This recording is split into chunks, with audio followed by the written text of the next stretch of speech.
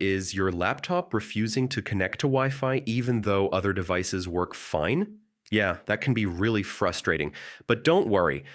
In this guide, I'll show you simple step-by-step fixes that usually solve the problem in just a few minutes. First, make sure Wi-Fi is actually turned on. Some laptops have a keyboard shortcut or airplane mode enabled without you noticing.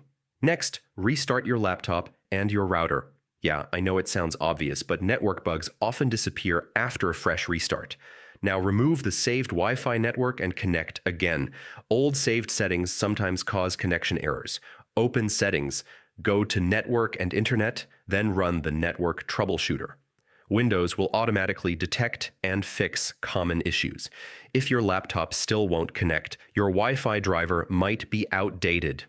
Open Device Manager and update the network adapter driver. Okay, next we'll reset the network configuration. Open Command Prompt as administrator and type these commands one by one. If nothing works, perform a full network reset. This reinstalls all network adapters and fixes deeper connection problems. And that's it. After these steps, your laptop should connect to Wi-Fi normally again.